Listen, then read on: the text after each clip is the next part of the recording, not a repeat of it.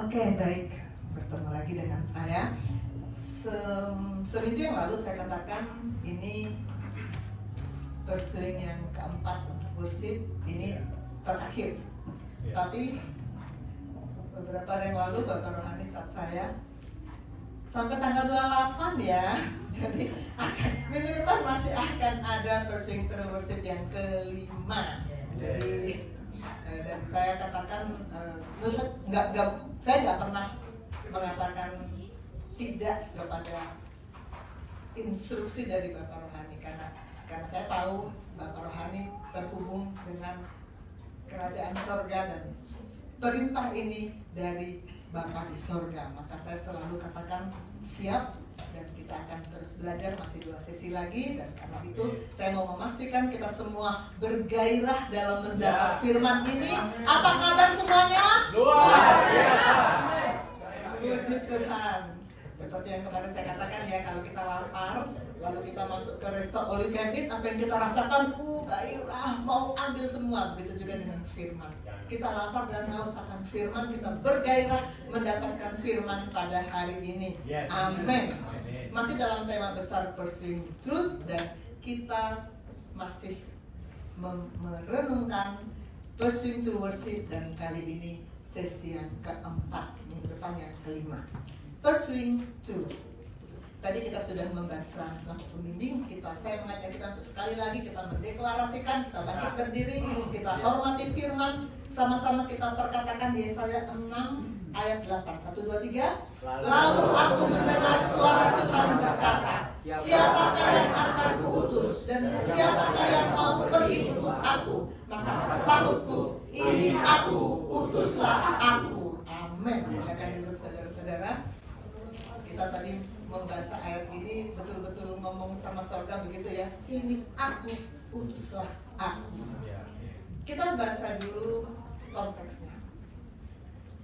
Yesaya 6, saya akan ajak kita membaca 1 sampai 8 ayat pertama di Yesaya 6. Saya akan baca ayat yang genap, Bapak Ibu Saudara ayat yang ganjil. Saya mulai dari ayat yang pertama. Dalam tahun matinya Raja Uzia, aku melihat Tuhan duduk di atas tahta yang tinggi dan menjulang, dan ujung jubahnya memenuhi bait suci. Para serafim berdiri di atasnya, masing-masing mempunyai 6 sayap. 2 sayap dipakai untuk menutupi muka mereka, 2 sayap dipakai untuk menutupi kaki mereka, dan 2 sayap dipakai untuk melayang-layang. Dan mereka berseru seorang kepada seorang, katanya, Kudus, kudus, kuduslah Tuhan semesta alam, seluruh bumi penuh kemuliaannya. Maka berdoalah sama itu, sebab suara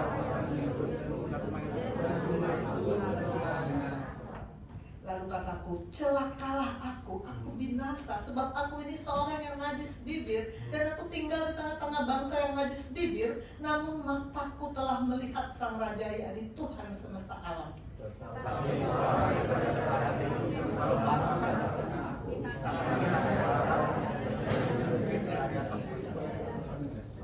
Ia menyentuhkannya kepada mulutku, dan serta berkata, lihat, ini telah menyentuh bibirmu, maka kesalahanmu telah dihapus dan dosamu telah diampuni.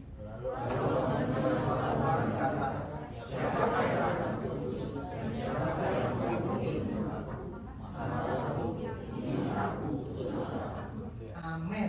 Ini aku utuslah aku. Luar biasa jawabannya saya ya. Kita akan melihat tentang surat Yesaya ini.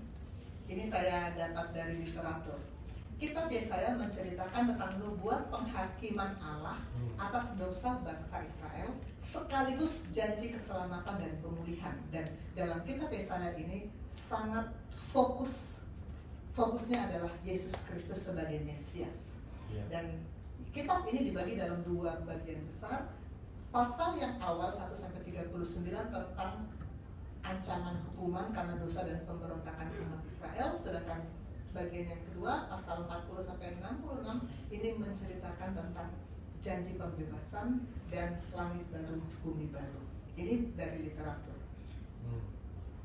Ini dari Family Camp. Kalau masih ingat di Family Camp, Pastor Cakram 4 sesi ya Pastor ya waktu itu ya, 4 sesi. Salah satu topiknya adalah bagaimana hubungan perjanjian lama ke New Covenant, dan kita belajar, Pastor Cakra memberi slide ini, bahwa di kitab Yeremia memberi gambaran seperti apa perjanjian baru. Yesaya menjelaskan tokoh perjanjian baru, dan Yehezkiel menceritakan bagaimana perjanjian baru itu bekerja. Kita sekarang membicarakan Yesaya. Yesaya menjelaskan siapa tokoh yang dimaksud, tokoh dari New Covenant itu. Dan ternyata ada satu tokoh yang deskripsinya dua deskripsi yang sangat bertolak belakang, yaitu dia adalah raja tertinggi, raja di atas segala raja, tapi dia juga hamba Tuhan yang menderita. Dan itu nih Pastor Cakra sudah jelaskan panjang lebar luas dalam di Family Camp ya. Dan itu semua digenapi dalam satu pribadi, yaitu Yesus Kristus. Ini inti dari kitab Yesaya, dan sekarang kita sedang membaca Yesaya 6. Yesaya 6 ini sangat penting di kitab Yesaya, karena Yesaya 6 ini adalah saat Yesaya dipanggil. Sebelum Yesaya 6, 1-5, Yesaya sudah nabi, sudah melakukan tugas nabi, dan dia sudah banyak bicara di 5 pasal sebelumnya. Dan di literatur ini dikatakan sebagai pelayanan pra-panggilan. Dan yang dia bicarakan kebanyakan penghakiman hukuman. Di sesudah pasal 6 ke sono, ini dikatakan pelayanan pasca panggilan, karena Yesaya 6 itu panggilan. Dan yang banyak dia bicarakan adalah tentang pengharapan dan keselamatan dan Mesias yang akan datang. Di Yesaya pra-panggilan, Yesaya melakukan sesuatu untuk Tuhan. Banyak orang yang mengatakan saya pelayan. Kalau saya pelayanan pribadi dengan banyak orang, termasuk dengan koas-koas, banyak yang bilang, dokter saya pelayanan di gereja.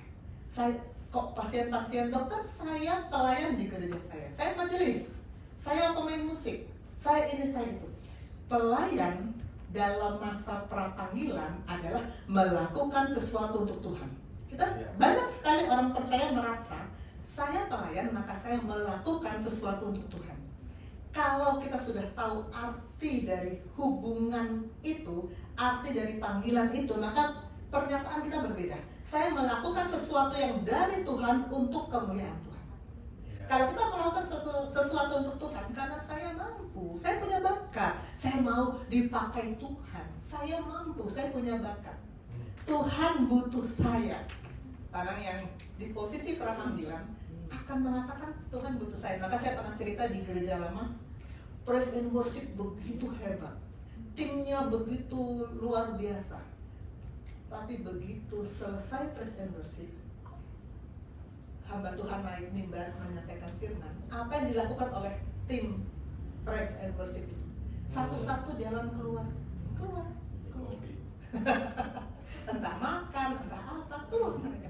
Begitu hamba Tuhan sudah mau selesai khotbah, masuk lagi mereka. Mereka melaksanakan tugas melayani mimbar, melakukan sesuatu untuk Tuhan, tapi Tuhan yang butuh saya, bukan saya yang butuh Tuhan. Itu kondisi pra-panggilan. Orang yang belum mengerti sebetulnya pelayan Tuhan itu seperti apa. Mereka merasa Tuhan yang butuh saya. Kalau sudah terhubung, sudah tahu bahwa saya melakukan sesuatu yang dari Tuhan untuk kemuliaan Tuhan, maka kita katakan saya yang butuh Tuhan. Saya yang butuh Tuhan. Mana mungkin kita pergi ketika ada firman? Kita butuh firman. Saya yang butuh Tuhan. Kalau dari kita masih ada yang merasa saya mau melakukan sesuatu untuk Tuhan, Tuhan butuh saya, kita bertobat sekarang. Kita melakukan sesuatu dari Tuhan untuk kemuliaan Tuhan. Kita yang butuh Tuhan. Kita yang butuh, bukan Tuhan yang butuh kita. Tuhan bilang, Tuhan Yesus bilang kalau mereka ini diam, batu-batu itu bisa bersorak-sorak kok. Tuhan gak butuh kita untuk melakukan apa yang kita lakukan, kita yang butuh Tuhan. Amin. Coba senggol-senggol sebelah kananmu. Kamu yang kiri apa yang kanan? Yang pra-panggilan apa yang pasca panggilan? Oke, kita ayat pertama. Dalam tahun matinya Raja Uzia, aku melihat Tuhan duduk di atas tahta yang tinggi dan menjulang, dan ujung jubahnya memenuhi bait suci. Kenapa harus dalam tahun matinya Raja Uzia? Ini pengajaran Bapak Manu. Karena Yesaya itu sangat tergantung, sangat dekat dengan Raja Uzia, berusaha untuk melayani Raja Uzia, membangun ibadah yang berkenan kepada Raja Uzia, maka Tuhan izinkan Uzia mati untuk memurnikan pelayanan Yesaya. Maka sesudah Uzia mati, Yesaya mulai membangun hubungan dengan Allah. Dalam tahun matinya Raja Uzia, aku melihat, saat dia melihat, mulai ada hubungan dengan Allah. Dia mulai terhubung dengan Tuhan, dan dia mulai masuk lebih dalam di pelayanan yang sesungguhnya. Ayat 2, para serafim berdiri di sebelah atasnya, masing-masing mempunyai 6 sayap. Ini gambaran serafim yang saya ambil dari Google. Dia ada 2 sayap yang dipakai untuk menutupi muka, 2 sayap yang dipakai untuk menutupi kaki, dan 2 sayap untuk melayang-layang. Kira-kira serafim itu seperti ini. Dan mereka berseru seorang kepada seorang, para serafim ini, kudus, kudus, kuduslah Tuhan semesta alam. Mengapa mereka harus berseru-seru seperti itu? Karena mereka memang mau terus-menerus menyatakan keberadaan Allah, bahwa Allah itu kudus. Kita nggak bisa sembarangan membangun ibadah. Allah itu api yang menghanguskan. Allah itu maha kasih. Allah itu sampai mengirim Yesus, anaknya yang tunggal mati untuk kita. Tapi Allah itu juga api yang menghanguskan. Kita sudah belajar kemarin. Jangan meremehkan, jangan menganggap enteng ibadah. Kita tidak bisa membangun sembarang ibadah. 1 Petrus 1 ayat 15, saya sudah sering ucapkan ini. Siapa yang hafal, mari sama-sama ucapkan bersama-sama dengan saya. Tetapi hendaklah kamu menjadi kudus di dalam seluruh hidupmu, sama seperti Dia yang kudus yang telah memanggil kamu, sebab ada tertulis, kuduslah kamu sebab aku kudus. Kuduslah, itu kata perintah. Bukan kalau bisa kamu kudus ya, tapi kalau kamu sekali-sekali melakukan kedagingan, ya maklum aja lah, kan memang kamu dalam tubuh yang berdosa. Enggak gitu bunyinya ya. Tetapi hendaklah kamu menjadi kudus. Memang Allah mau kita kudus karena Dia kudus. Dia nggak bisa bersekutu dengan dosa. Walaupun Dia begitu mengasihi kita, sampai Dia memberikan anaknya yang tunggal menggantikan kita, tapi Dia kudus. Dan kita tidak bisa bertemu dengan Dia kalau kita tidak kudus. Maka bergoyanglah alas ambang pintu disebabkan suara orang yang berseru itu, dan rumah itu penuh dengan asap. Dunia bergoyang dan penuh dengan asap terjadi sebelumnya di Keluaran, ketika Gunung Sinai ditutupi oleh asap dan Allah hadir. Kalau Allah hadir, maka akan terjadi hal-hal yang supranatural. Tempat Yesaya melihat Allah juga ditutupi penuh dengan asap, karena Allah itu maha mulia. Maka akan terjadi hal-hal yang supranatural. Lalu kata Yesaya, celakalah aku binasa, aku najis bibir. Ketika Yesaya melihat, ketika Yesaya terhubung, ketika Yesaya melihat Allah di tahtanya, dia sadar dia najis bibir. Tadinya kan dia sudah 5 pasal berprofesi sebagai nabi. Dia nggak sadar tuh kalau dia najis bibir. Profesi yang biasa, yang memang sudah profesi saya hamba Tuhan, memang itu profesi saya. Tapi begitu dia melihat kemuliaan Allah, begitu dia terhubung dengan Allah, dia sadar, aku najis bibir. Setelah melihat kekudusan, kemuliaan Tuhan disingkapkan kepada dia, dia sadar bahwa dia najis bibir, dan di situ dia bertobat. Di situ Yesaya direposisi. Saya sudah lahir baru dari umur yang masih sangat muda. Umur dari SD ke SMP, saya lahir baru di situ. Dan saya banyak aktivitas pelayanan. Tapi saya direposisi Tuhan ketika saya mengenal gereja ini dan masuk di gereja ini dan dimuridkan oleh Bapak Rohani. Itu tahun 2015. Di situ saya baru merasa, oh ini yang benar. Sebelumnya lahir baru, tapi masih hidup lama. Masih sering jatuh bangun, dan gak enak hidup seperti itu, gak enak. Yang enak kalau kita sudah direposisi, kita memandang seperti Tuhan memandang, kita melihat kemuliaan Tuhan. Amin. Ketika kita bertemu dengan kemuliaan Allah, kenajisan kita terlihat. Kalau kita masih tetap santai dengan dosa, maka sebetulnya kita belum bertemu kemuliaan Allah. Kalau kita masih merasa nyontek sedikit aja nggak apa-apa, bohong sedikit, bohong putih nggak apa-apa, semua kedagingan kita merasa nyaman, tidak terganggu, tidak dituduh, maka kita belum bertemu kemuliaan Allah. Jangan sampai kita merasa nyaman dengan dosa, karena kalau kita belum bertemu kemuliaan Allah, maka kita tidak terhubung. Kalau kita nggak terhubung, kita kemana nanti? Pastikan kita bertemu kemuliaan Allah. Ayat 6. Tapi seorang dari para serafim itu terbang mendapatkan aku, di tangannya ada bara, diambilnya dengan sepit dari atas mesbah. Serafim itu menyentuhkan bara itu ke bibir Yesaya, dan saat itu Yesaya mengalami pemulihan. Saat itu dia mulai membangun hidup dengan pola Tuhan. Dia mulai membangun pelayanan yang berdasarkan pengenalan akan Tuhan. Lalu dia mengalami pemutusan Tuhan untuk membangun ibadah yang benar. Kita harus melewati proses ini, lahir baru. Sesudah itu Tuhan mengutus kita untuk membangun ibadah yang benar. Ayat 7, ia menyentuhkannya kepada mulutku serta berkata, lihat, ini telah menyentuh bibirmu, maka kesalahanmu dihapus dan dosamu diampuni. Ketika kita lahir baru, kesalahan kita dihapus, dosa kita diampuni, dan terjadi pemulihan. Terhubung dengan Tuhan. Saat kita lahir baru, kita terhubung dengan Tuhan, kita masuk dalam sanctification. Kita mulai membangun hidup dengan pola Tuhan. Kita mulai membangun pelayanan yang berdasarkan pengenalan akan Tuhan. Kenal, bukan hanya tahu.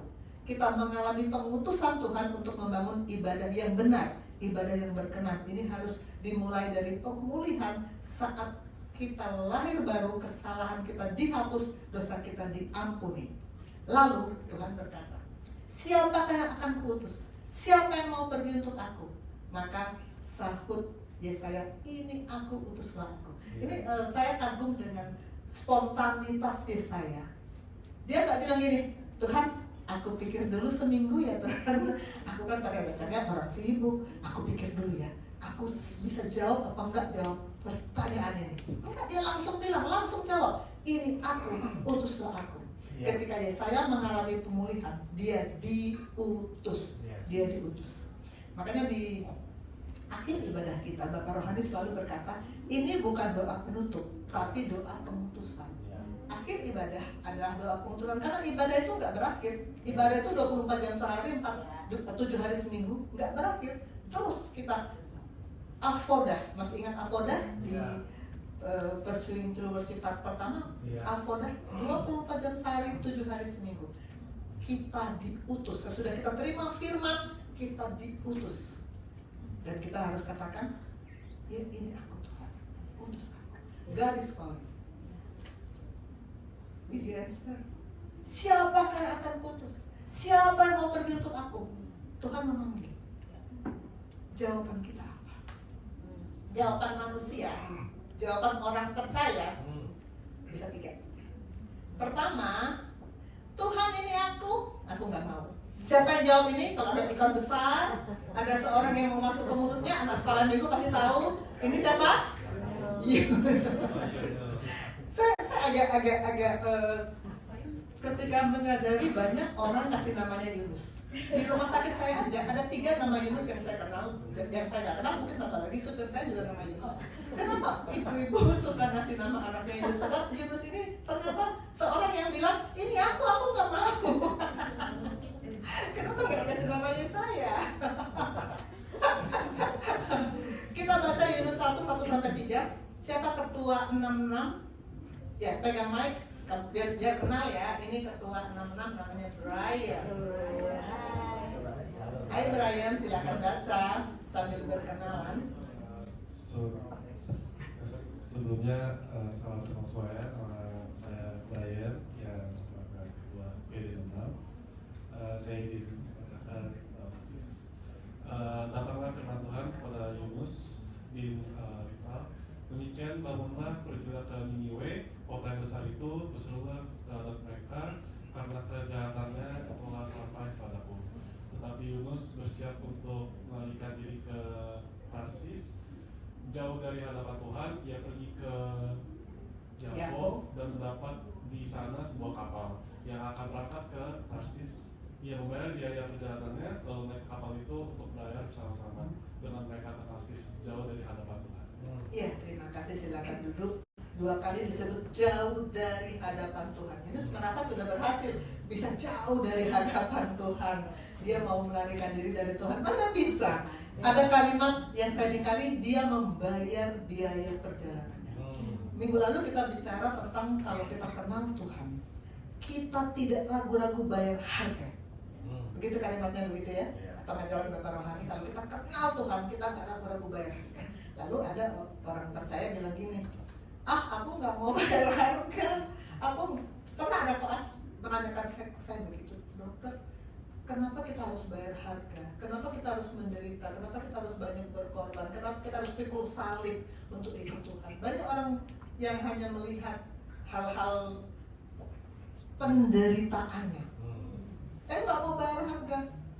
Kalau kita menolak ikut Tuhan, lalu kita ikut seperti Yunus, dia bayar harga nggak?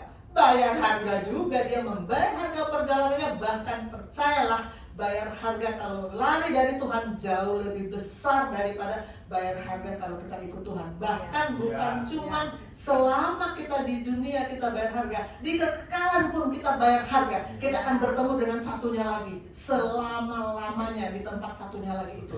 Itu harga yang mesti kita bayar kalau kita memutuskan lari dari hadapan Tuhan. Maka jangan bodoh seperti Yunus. Yunus membayar harga perjalanannya. Kita bayar harga untuk Tuhan, kita mendapatkan kekekalan, kita mendapatkan hidup yang berkelimpahan. Perlu percaya untuk mengatakan, Tuhan, aku mau bayar harga untuk Tuhan, karena Tuhan menjanjikan hidup yang berkelimpahan. Tuhan berkata, cari dahulu kerajaan Allah, semuanya akan ditambahkan kepadamu. Perlu percaya untuk mempercayakan diri kepada Tuhan. Kalau tidak, kita akan seperti Yunus, melarikan diri. Bayar harga juga. Dan dimakan sama, kayak apa rasanya dimakan sama ikan besar? Kayak apa rasanya?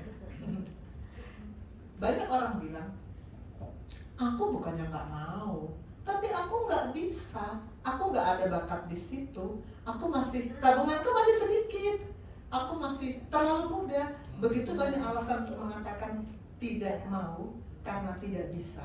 Tapi sebetulnya tidak bisa itu tidak akan diterima oleh surga. Tidak bisa itu sebetulnya tidak mau. Kenapa? Karena dalam surat Petrus 2 Petrus 1 ayat 3, Petrus menulis, karena kuasa ilahinya telah menganugerahkan kepada kita segala sesuatu yang berguna untuk hidup saleh. Kita perlu apa untuk hidup saleh?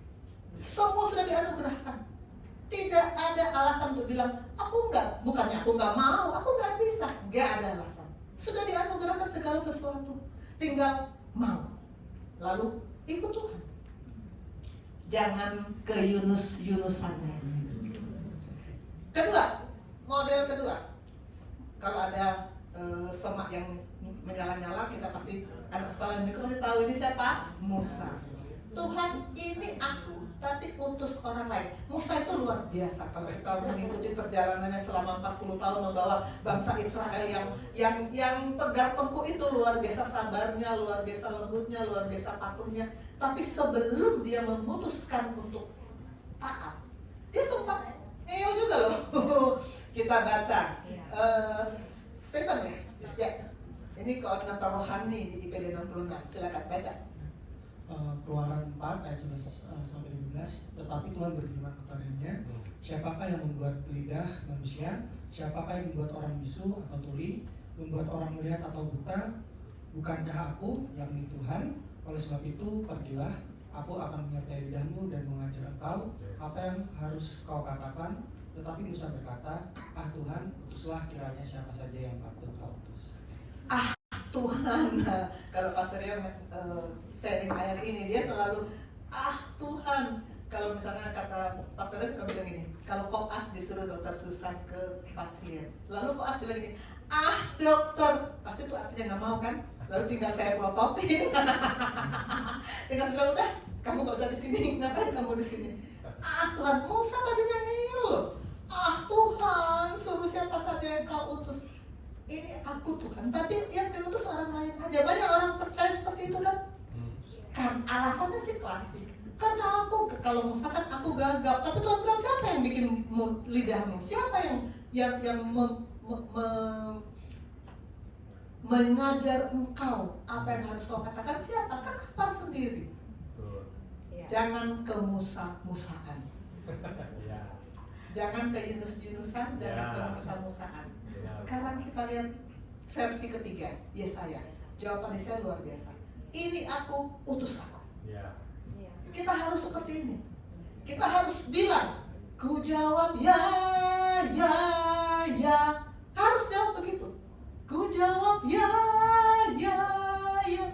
Jangan kita ke Yunus-yunusan, jangan kita ke Musa-musaan, tapi jawab, ya Tuhan, ini aku, utuslah aku.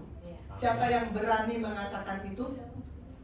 Pastor, kesayangan, boleh tolong ku jawab ya, tanting tantong. Siapa yang berani bilang sekarang? Mari berdiri bersama-sama saya. Kita katakan ku jawab ya, ku jawab ya. Jangan tuh, yang masih ragu-ragu jangan ya. Ini kita ngomong sudah dengar.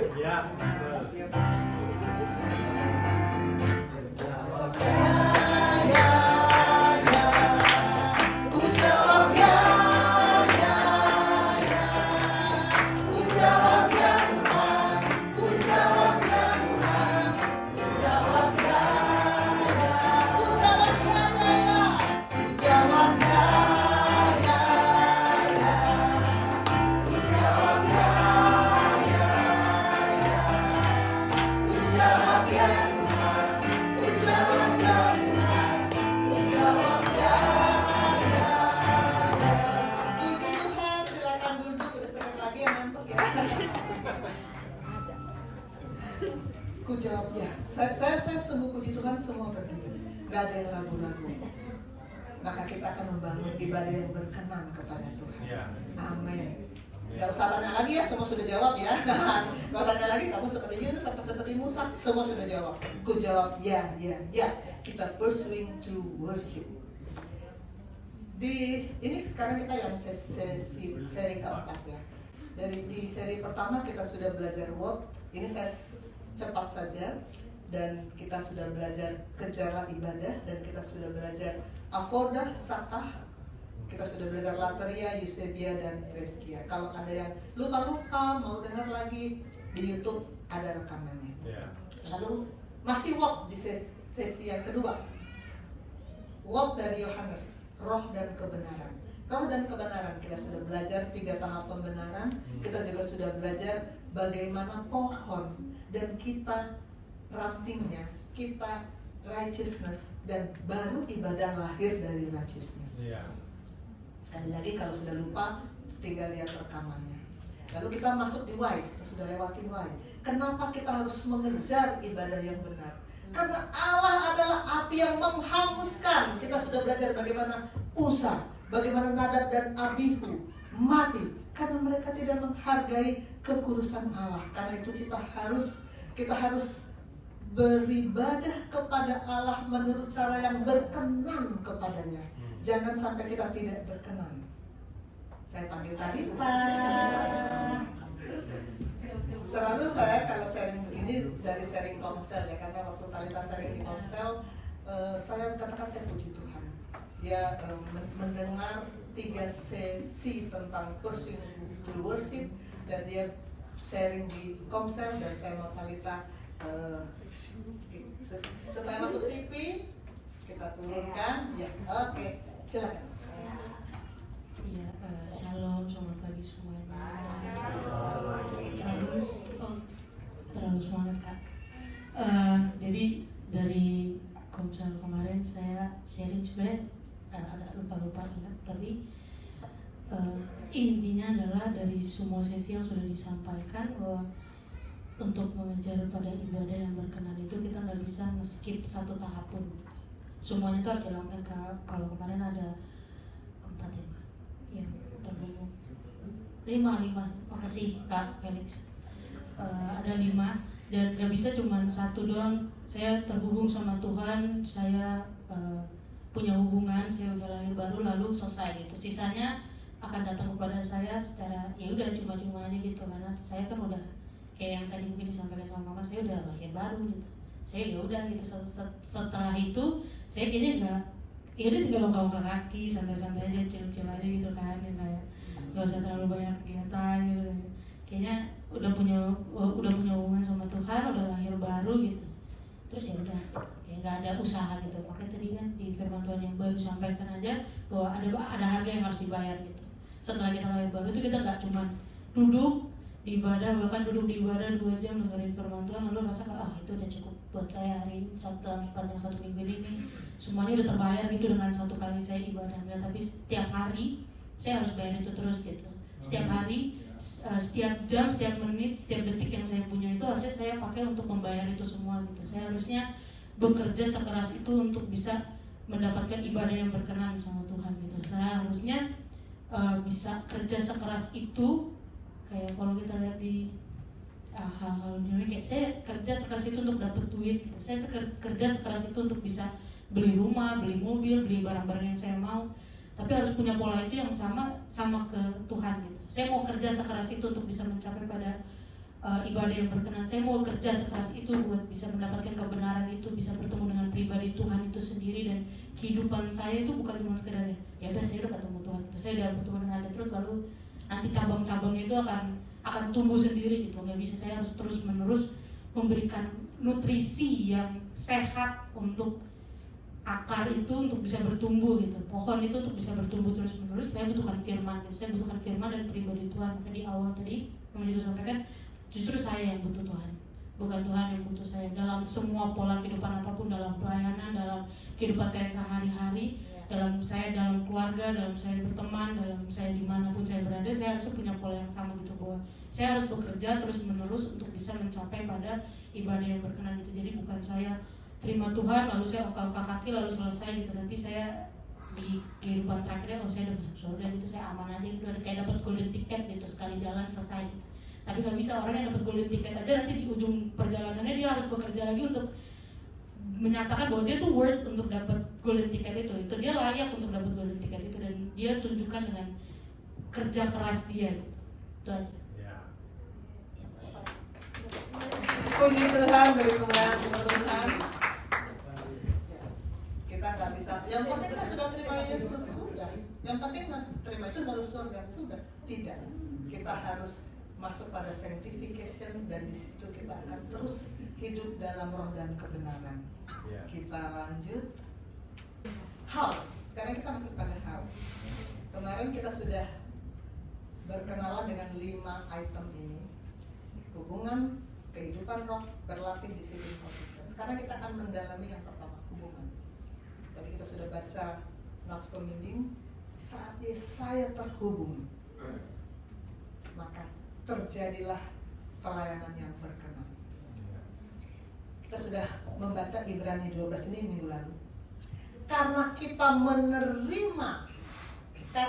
menerima kerajaan yang tidak tergoncangkan saat kita lahir baru, terima Yesus. Kita menerima kerajaan yang tidak tergoncangkan, maka marilah kita beribadah dengan cara yang berkenan.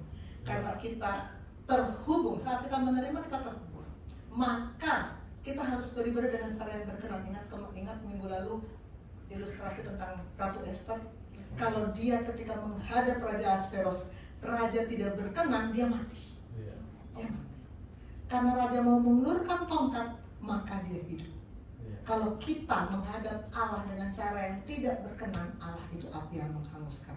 Pastikan kita mengucap syukur dan beribadah kepada Allah dengan cara yang berkenan kepadanya, dengan hormat dan takut. Dengan hormat dan takut. Lalu kita belajar tentang Yesaya. Yesaya mulai membangun hubungan. Ketika dia mendengar suara Tuhan, dia terhubung. Terhubung ketika mendengar suara Tuhan.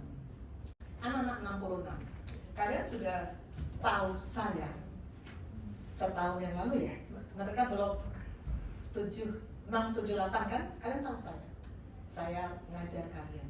Tapi ketika itu, apakah kalian sudah kenal dengan saya? Apakah ada komunikasi dengan saya? Tidak. Kalian cuma tahu. Beberapa hari yang lalu, ketua chat saya. Betul? saat itulah kamu mulai terhubung dengan saya. Kamu chat saya jawab, saat itulah ada hubungan. Beberapa hari kemudian koordinator rohani Stefan juga chat saya, mulai ada hubungan. Saat mulai ada hubungan, baru kamu bisa memulai kenal dengan saya. Sebelumnya kamu nggak, kamu cuma tahu aja, oh itu dosen, oh ngajar ini, begitu aja kan. Tapi mulai hari ini kalian sudah kenal dengan saya, dan besok mereka ini hari ini saya nggak punya kelas karena yang 265 ini sudah saya tutup kepaniteraannya kemarin. Jadi mereka sudah alumni. Senior. Sedangkan yang 4 ini baru akan masuk besok. Jadi sekarang sebetulnya mereka tidak datang ke sini juga. Saya nggak bisa marah atau apa. Cuman kenapa mereka datang itu tebak-tebak sendiri ya. Kenapa 4 orang ini sekarang mau datang sedangkan jadi koas saya itu baru besok loh. Tebak-tebak ya kira-kira kenapa. Ketika sekarang kalian sudah bertemu dengan saya, maka ada hubungan, maka mulai besok akan mengalir ilmu dari saya untuk kalian. Karena ada hubungan. Begitu juga kita dengan Tuhan. Saat ada hubungan, maka mengalir kehidupan dari Allah. Yesaya saat mendengar suara Tuhan, terhubung dengan Tuhan, maka dia diutus Tuhan untuk membangun ibadah yang benar. Daud, Mazmur 27 ayat 4. Dia terhubung dengan Tuhan. Karena terhubung dengan Tuhan, dia bisa bilang, satu hal telah kupinta kepada Tuhan, itulah yang kuingini, diam dalam rumah Tuhan seumur hidupku, menyaksikan kemurahan Tuhan dan menikmati baik. Daud bisa bilang ini karena dia terhubung dengan Tuhan. Beberapa minggu yang lalu Kelvin ke rumah saya, Felix juga ke rumah saya. Kalau kalian tidak ada hubungan dengan saya, nggak mungkin kalian ke rumah saya sampai duduk di ruang tamu, sampai Kelvin duduk di ruang makan, sampai makan bareng, nggak mungkin. Kalau nggak ada hubungan, nggak mungkin. Kalau nggak ada hubungan, mungkin cuma lihatnya dari pagar, gitu ya. Tapi karena ada hubungan, maka Daud bisa bilang, aku mau diam di rumah Tuhan seumur hidup. Karena ada hubungan. Menikmati baik Tuhan harus berdiam di rumah Tuhan.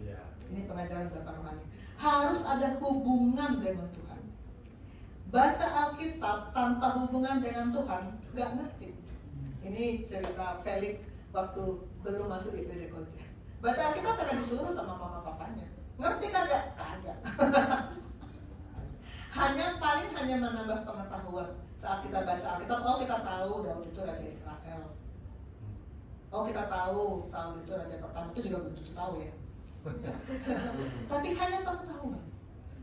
Pengetahuan itu di pikiran, mengerti itu di hati. Makanya banyak orang kalau menerima firman dengan pikiran, maka dia hanya membantah, dia hanya membenarkan diri, dia hanya pakai pikirannya, sebetulnya nggak gitu kok. Tapi kan itu kalah hanya di pikiran. Tapi kalau firman masuk di hati, maka kita akan mengatakan, Tuhan, aku mau taat. Kita bisa bilang, aku mau taat, karena sudah masuk di hati. Karena sudah masuk di hati. Begitu juga dalam hal ibadah. Kenapa sih kalau ibadah, kalau memuji Tuhan harus angkat tangan? Ada di firman. Kita sudah baca firmannya kemarin ya, yang mengatakan angkat tangan, tepuk tangan, menari. Kenapa sampai saya mempersiapkan tamborin semua, tari-tarian semua? Karena di firman dikatakan begitu. Di Mazmur itu sudah baca kemarin ayat-ayatnya kan. Tapi kalau kita tidak terima dengan hati, kalau kita terima dengan hati kita takut, kita taat. Tapi kalau kita terima dengan pikiran, kita bantah-bantah. Bukan gitu kok maksudnya. Sebetulnya kan karena dia begitu, nah aku begitu. Kita bantah-bantah, kita bela-bela diri. Kalau kita terima firman dengan pikiran. Tapi kalau kita terima dengan hati, kita akan katakan, Tuhan, aku hamba itu tunduk taat. Nggak ada haknya hamba untuk tawar-tawaran sama majikannya, nggak ada. Kita kan hamba, kita anak, kita murid, dan yang ketiga kita adalah hamba. Hamba itu porsinya adalah tunduk taat. Tuhan itu mau dikenal, dia mau memperkenalkan diri, dan dia memperkenalkan diri di rumah dia, bukan di rumah orang lain, bukan di tempat-tempat sembarangan, bukan, di rumah dia. Maka Daud berkata, aku mau di rumah Tuhan, aku mau berdiam dalam rumah Tuhan. 24 jam sehari, 7 hari seminggu, kita mau di rumah Tuhan. Lukas, dalam Lukas 12 ayat 32, jangan takut hai kamu kawanan kecil, karena Bapamu telah berkenan memberikan kamu kerajaan. Jadi ketika Tuhan berbicara tentang warisan yang mulia, saat kita terhubung dengan Tuhan, Allah berkenan memberikan kita kerajaan. Kerajaan itu ada otoritas. Kenapa Allah memberikan kita kerajaan, memberikan kita otoritas? Karena kita punya hubungan. Hubungan itu membuat kita bisa mendapatkan otoritas. Hubungan itu. Roma 12 ayat 1. Ini kemarin sudah saya bahas di 2 atau 3 ya, versi 2 atau 3.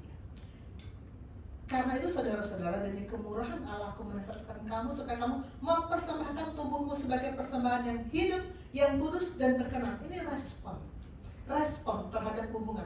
Karena kita mendapat hubungan dengan Allah, mendapat hubungan dengan sorga, maka persembahkan tubuhmu sebagai persembahan yang hidup, yang kudus, yang berkenan. Respon. Tuhan mau kita merespon kalau kita sudah mendapat hubungan. Merespon dengan mempersembahkan hidup yang berkenan kepada Allah. Sekarang kita lihat apa kata Alkitab tentang hubungan ini. Kita sudah belajar Yusuf di sesi pertama ya. Yusuf ini baik di rumah Potifar, baik di penjara, baik di istana Firaun, dia dalam posisi sebagai budak yang dipenjara sampai kemudian menjadi orang kedua. Dia terus menjaga hubungan dengan Tuhan. Dan karena dia menjaga hubungan dengan Tuhan, maka hubungannya dengan sesama menjadi berkualitas. Dia di rumah Potifar disayangi sama Potifar. Kalau digila-gilain sama istrinya lain lagi ya. Dihargai oleh Potifar. Di penjara dia kesayangan kepala penjara. Di istana Firaun dia menjadi orang kedua karena dia terus terhubung dengan Tuhan. Contoh kedua, Daniel dengan 3 sahabatnya. Kita akan belajar Daniel dengan 3 sahabatnya. Mereka ini ada 3 episode yang saya tampilkan di sini, di istana Babel, di mimpi Nebukadnezar, dan di perapian yang menyala-nyala. Mereka ini hidup di masa apa? Di masa pembuangan, ketika bangsa Israel karena dosa terus, Tuhan marah, Tuhan buang ke Babel selama 70 tahun. Di situ Daniel, Sadrak, Meshach, Abednego sebagai orang buangan dipilih karena punya kepandaian, kelebihan fisiknya, pandainya, dipilih untuk dididik di istana raja. Nah, di istana Babel kita baca koas berikutnya sesudah ya, kasih mic. Baca Daniel 1 ayat 8, 9, dan 15. Daniel 1 ayat 8 dan 9. Daniel berketetapan untuk tidak menajiskan dirinya dengan santapan raja dan dengan anggur yang biasa diminum raja. Dimintanyalah kepada pemimpin pegawai istana itu supaya ia tak usah menajiskan dirinya. Maka Allah mengaruniakan kepada Daniel kasih dan sayang dari pemimpin pegawai istana itu. Ayat 15. Setelah lewat 10 hari, ternyata perawakan mereka lebih baik dan mereka kelihatan lebih gemuk daripada semua orang muda yang telah makan dari santapan raja. Oke, silakan duduk. Daniel berketetapan tidak menajiskan dirinya. Kenapa dia bisa punya ketetapan seperti itu? Pasti karena dia sudah tahu firman. Pasti Daniel ini, kita nggak tahu siapa bapak rohaninya, siapa pemimpin komselnya, kita nggak tahu ya. Tapi dia pasti tahu firman. Karena itu dia di Daniel 6 dikatakan Daniel tuh biasa duduk 3 kali seminggu berlutut menyembah Tuhan menghadap ke arah Yerusalem, dan itu sudah pola hidupnya. Daniel hidup dalam ibadah yang sungguh setia, maka dia bisa terhubung terus dengan Tuhan dan dia bisa berketetapan tidak menajiskan diri. Saya yakin dia tidak menajiskan diri bukan cuma soal makanan, tapi dalam segala hal, segala aspek dalam hidupnya dia sangat menjaga firman yang ada di dalam dia. maka dia mendapat kasih dan sayang dari pemimpin pegawai istana. Mirip dengan Yusuf ya, karena terhubung dengan Allah, walaupun di pembuangan, walaupun orang tawanan, mendapat kasih dan sayang. Dan setelah ini, kalau di istana di episode pertama ini, kalau sekolah minggu pasti tahu ceritanya. Mereka mengatakan tidak mau menajiskan diri, lalu mereka hanya dikasih sayur, tapi dicoba dalam 10 hari, apakah mereka jadi kurus, jadi lesu karena hanya makan sayur. Tapi ternyata dikatakan perawakan mereka lebih baik dan mereka lebih gemuk. Sebetulnya saya membaca lebih gemuk ini, sebagai dokter kami nggak suka yang namanya gemuk. Tapi ini saya baca terjemahan lainnya, sebetulnya bukan di situ. Dalam terjemahan lainnya dikatakan, bahasa Inggrisnya dikatakan mereka lebih cerah dan lebih gemuk dagingnya. Kalau dibilang lebih gemuk dagingnya itu berarti kan otot. Otot yang besar itu bagus. Kita lihat kakak Samuel, gantengnya, ototnya, coba lihat. Otot yang besar itu bagus. Kalau lemak enggak. Kalau lebih gemuk lemaknya saya nggak suka, tapi ini dagingnya ternyata, ototnya. Jadi mereka bagus karena mereka tidak mau menajiskan diri. Itu episode di Istana Babel. Sekarang episode mimpi Nebukadnezar. Berikutnya silakan baca. Daniel 2 ayat 20. Berkatalah Daniel, terpujilah nama Allah dari selama-lamanya sampai selama-lamanya. Sebab daripada dialah hikmat dan kekuatan. Daniel 2 ayat 47 sampai 48. Berkatalah raja kepada Daniel, sesungguhnya lah Allahmu itulah Allah yang mengatasi segala Allah, yang berkuasa atas segala raja dan yang menyingkapkan rahasia-rahasia, sebab engkau telah menyiapkan rahasia itu. Lalu muliakanlah Daniel, dianugerahinya dengan banyak pemberian yang besar, dan dibuatnya dia menjadi penguasa atas seluruh wilayah Babel dan menjadi kepala semua orang bijaksana di Babel. Ya, di dalam episode mimpi Nebukadnezar ini Daniel bisa menyampaikan dan menerjemahkan. Ini mirip dengan Yusuf ya. Yusuf juga kan bisa mengungkapkan mimpi Firaun. Daniel juga begitu. Maka dan yang penting adalah apa komentar raja sesudah Daniel menyingkapkan mimpi raja. Sesungguhnya Allahmu, yang dipuji Allah, yang dimuliakan Allah. Allahmu itu Allah yang mengatasi segala Allah. Itu yang Allah inginkan. Kalau kita terhubung dengan Allah, maka yang kita lakukan memuliakan Allah. Bukan yang dipuji, bukan Danielnya, yang dipuji Allah. Itu yang Allah mau, yang dipuji Allah. Dan episode yang ketiga, perapian yang menyala. Felix boleh? Daniel 3 ayat 17-18. Jika Allah kami yang kami puja sanggup melepaskan kami, maka Ia akan melepaskan kami dari perapian yang menyala-nyala itu dan dari dalam tanganmu ya Raja. Tetapi seandainya tidak, hendaklah Tuanku mengetahui ya Raja, bahwa kami tidak akan memuja dewa Tuanku dan tidak akan menyembah patung emas yang Tuanku dirikan itu.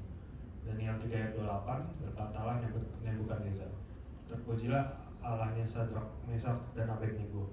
Ia telah mengutus malaikatnya dan melepaskan hamba-hambanya yang telah menaruh kepercayaan kepadanya dan melanggar titah raja dan yang menyerahkan tubuh mereka, karena mereka tidak mau memuja dan menyembah Allah manapun kecuali Allah mereka.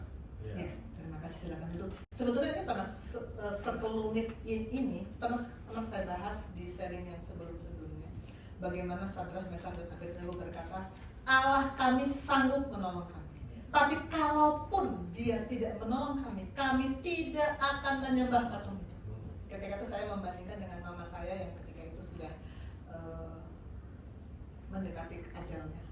Tuhan sanggup menolong saya, pasti sanggup, kata mama saya. Tapi kalaupun dia tidak menolong, saya tetap menyembah dia, dia tetap Tuhan saya tetap cinta dia. Itu iman yang dewasa. Kalau iman yang kanak-kanak, begitu keinginannya nggak dipenuhi, ngambek sama Tuhan. Seperti pasien saya yang kemarin saya cerita, saya marah sama Tuhan, kenapa Tuhan kasih saya penyakit seperti ini. Tapi iman yang dewasa berkata, Tuhan sanggup menolong, pasti sanggup kalau memang dia mau tolong. Tapi kalau Tuhan berkehendak lain, kalau Tuhan membiarkan saya, Sadrak, Mesak, Abednego mati di perapian ini, kami tetap menyembah Dia. Dan kita lihat apa yang terjadi, mereka diceburkan di perapian sampai orang yang mendorong mereka ikut mati, tapi mereka tetap hidup.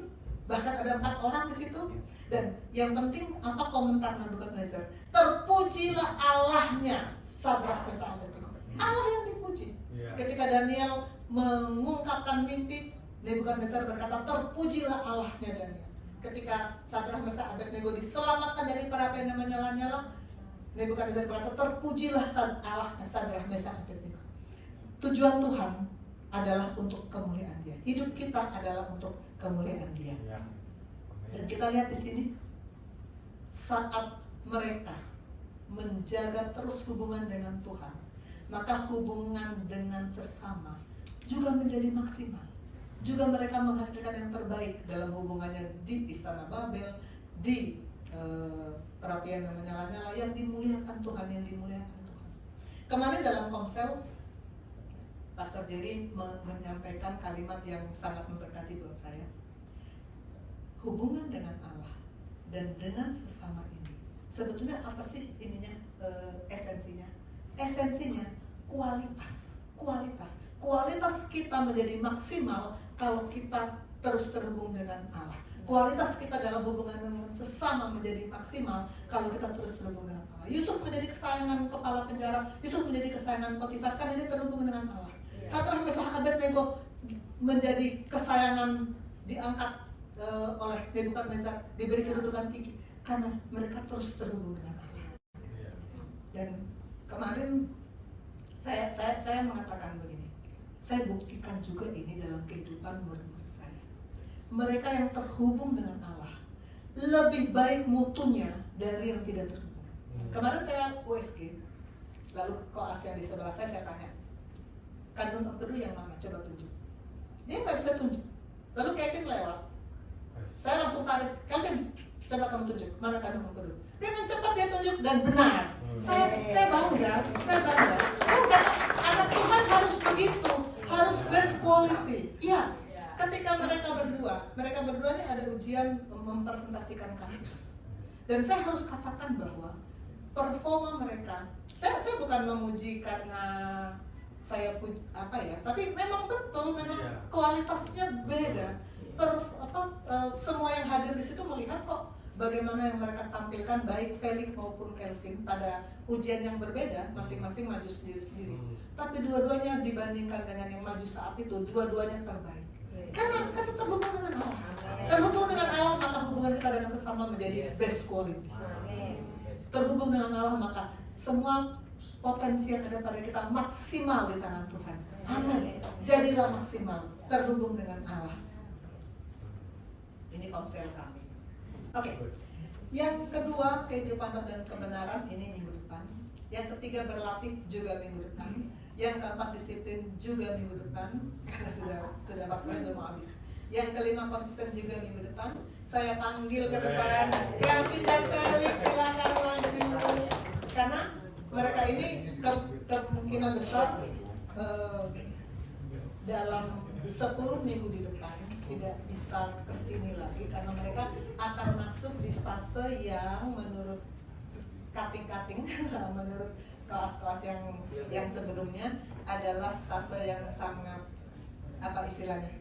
mematikan. Katanya stase yang mematikan. Jadi betul-betul nggak berkutik.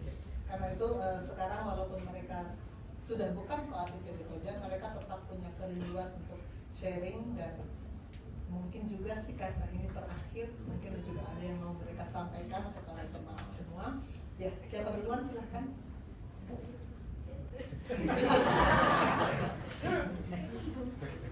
Shalom semuanya. Shalom. Kalau dulu saya perkenalan, saya IPD Koja 65. Kalau sekarang saya udah bukan IPD Koja 65 karena udah ada yang menggantikan IPD Koja 65.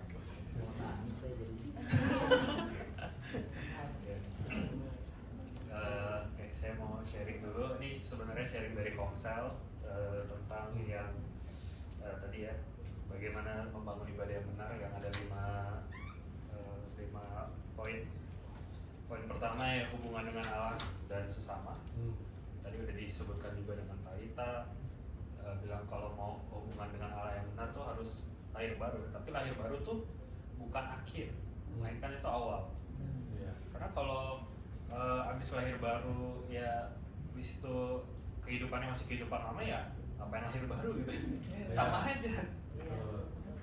Jadi dulu saya sebelum sebelum masuk di PD Koja, sebelum lahir baru lah, ya emang hubungan dengan Allah itu nggak begitu dekat. Ya emang ya begitu kan, saya udah sharing kemarin kalau doa ya doa Tuhan saya mau tidur, amin. Tuhan saya mau ke gereja, saya di gereja gitu, laporan gitu. Kalau sekarang ya hubungannya udah ya beda gitu. Setelah lahir baru habis itu udah mau mengenal Tuhan. Kalau dulu kan cuma tahu Tuhan tuh Tuhan. Kalau sekarang setelah udah kenal Tuhan beda rasanya.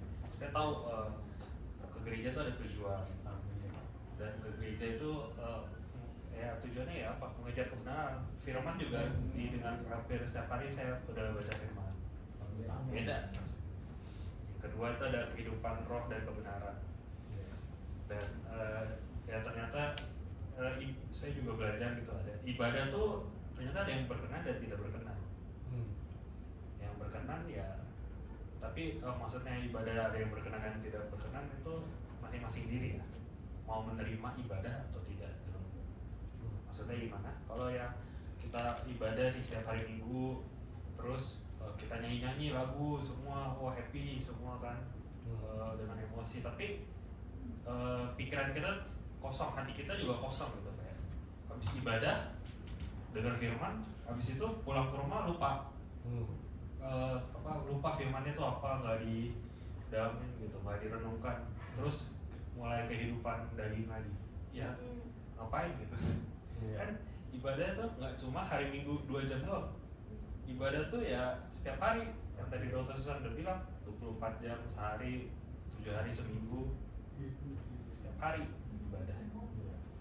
Kalau kita cuma hari Minggu doang ibadah, terus sisa harinya kehidupan lama, nanti kalau masuk surga dibilang ya udah kamu boleh masuk surga tapi cuma hari Minggu doang ya, 2 jam doang ya, habis itu keluar lagi.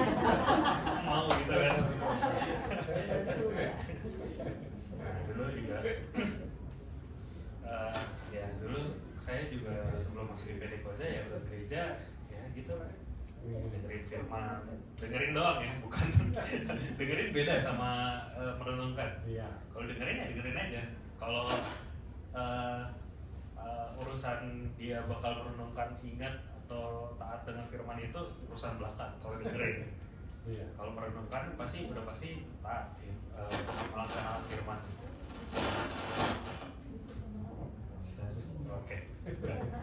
Oke. Jadi setelah masuk PD Koja, baca firman tiap hari ya, ibadahnya terus setelah lahir baru mau menerima Tuhan di hati saya, ya ibadah itu berasa berbeda, ada tujuan. Juga firman saya rasa ya emang bukan cuma buat tahu doang, bukan cuma buat didengar doang, harus direnungkan. Kalau nggak direnungkan, apain denger doang kan? Gak ada gunanya dong. Rohnya nggak bakal berkembang dong kalau kayak gitu. Masih anak kecil aja rohnya kalau nggak merenungkan firman. Nah, ketiga itu ada latihan. Kemarin jadi saya udah sharing juga latihan, tapi yang doa doang. Kalau saya doa ya dulu sebelum PD Koja doanya ya cuma laporan gitu. Terus kalau yang bayi rohani doanya ya cuma minta Tuhan saya mau ini, Tuhan saya mau ini, tapi nggak pernah terima kasih gitu.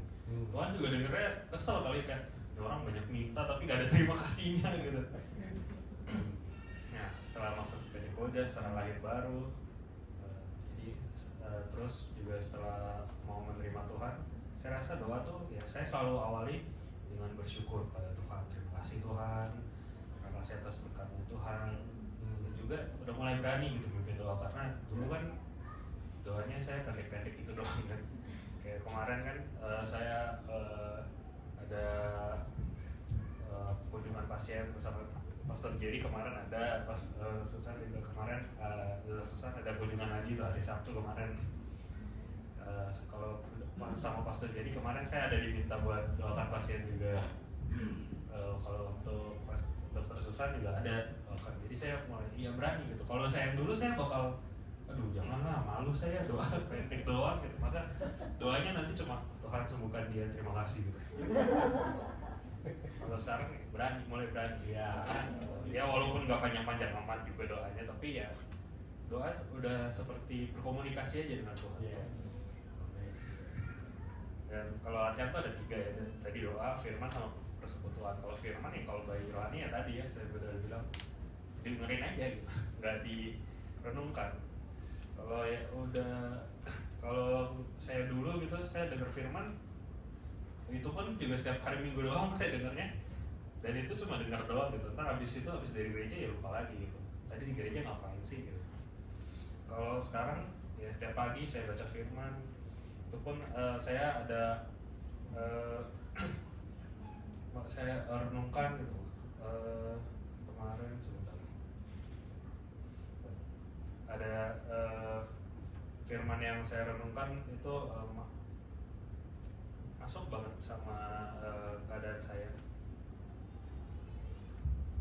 Nih dari Kolose 3 ayat 9b sampai 10. Yaitu karena kamu telah menanggalkan manusia lama serta kelakuannya dan telah mengenakan manusia baru yang terus-menerus diperbaharui untuk memperoleh pengetahuan yang benar menurut gambar kali.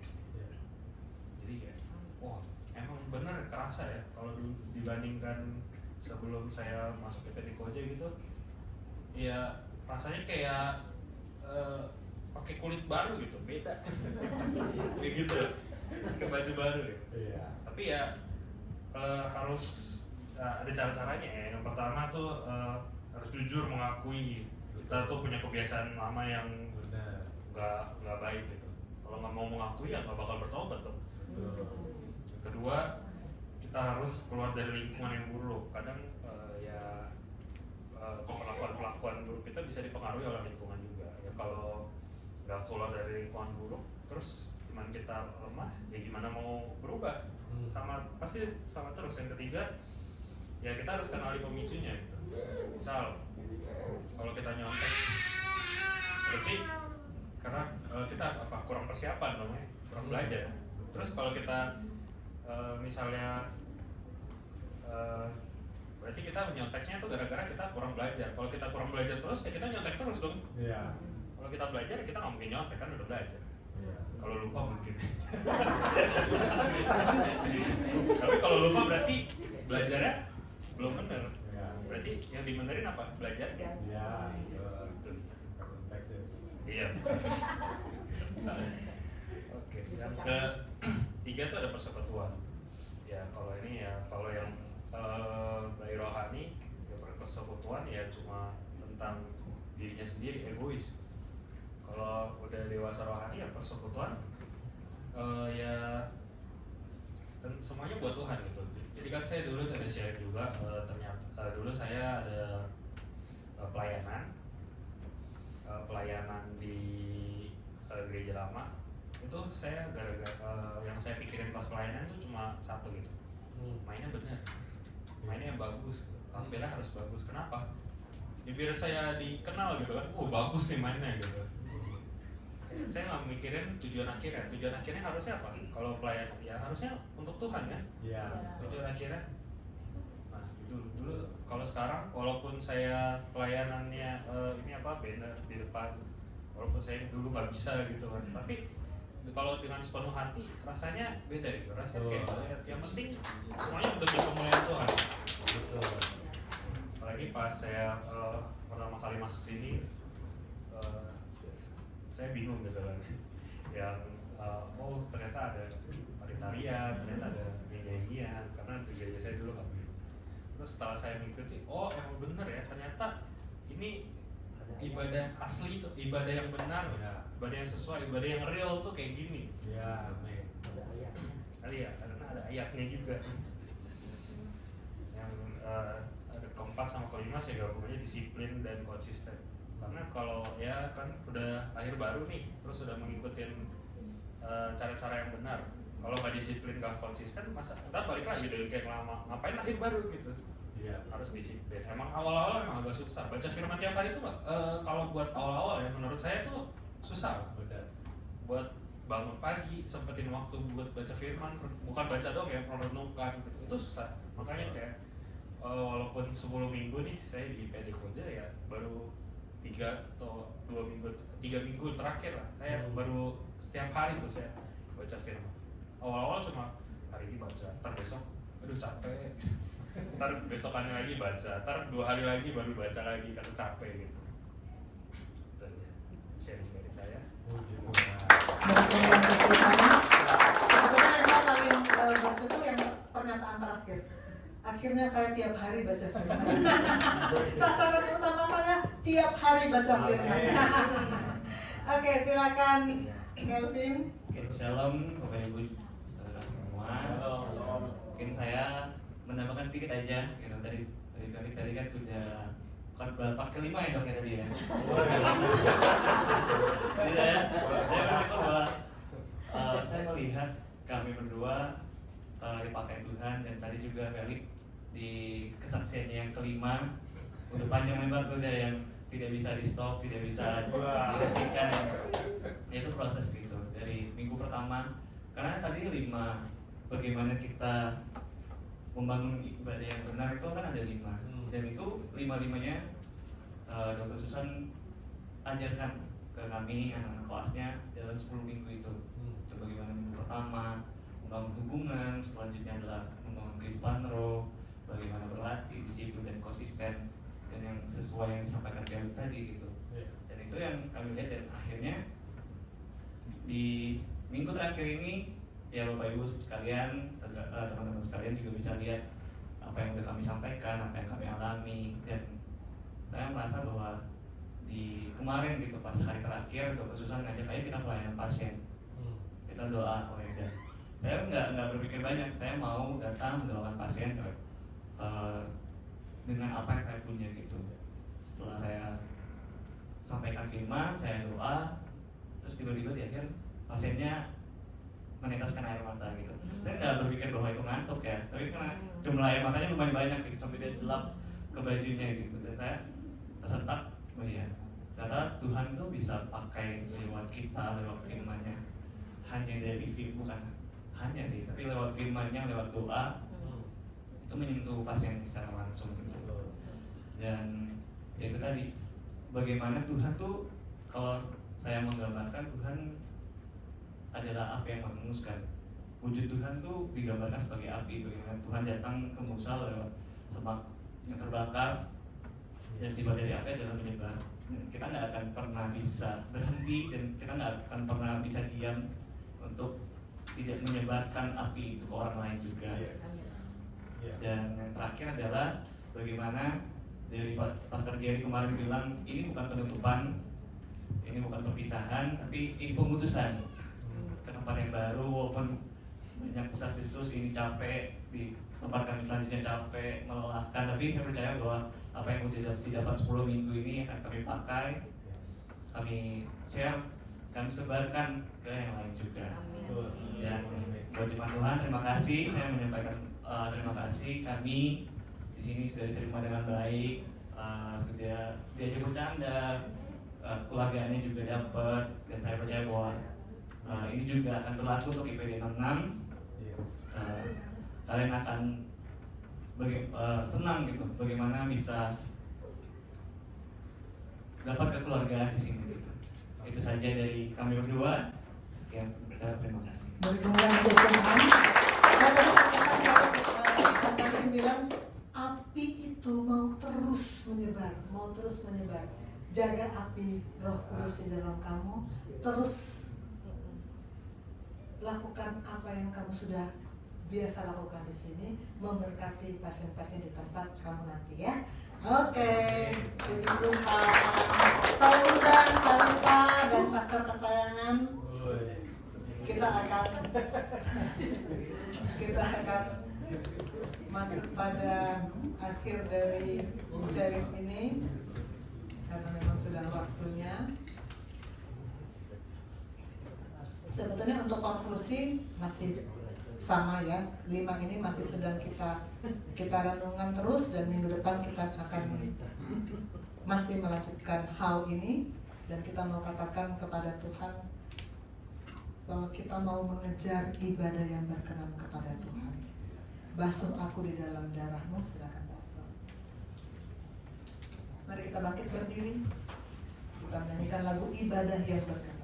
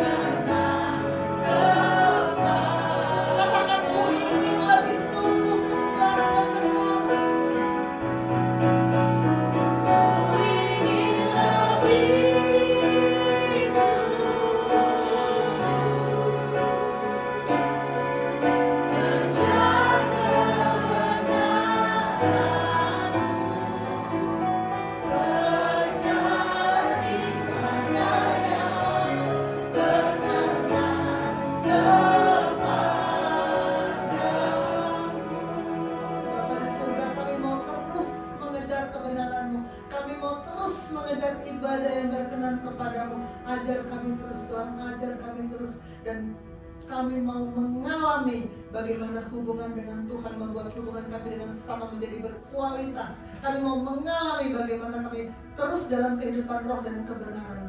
Kami mau mengalami bagaimana kami terus berlatih, terus berdisiplin dan terus konsisten agar kami Tuhan dapat berkenan kepadamu. Kami mengejar perkenanan-Mu Tuhan, karena perkenanan-Mu yang membuat kami hidup di hadapan. Terima kasih Bapak. Mari sama-sama kita yang mau mengejar kebenaran, kita sama-sama katakan amin.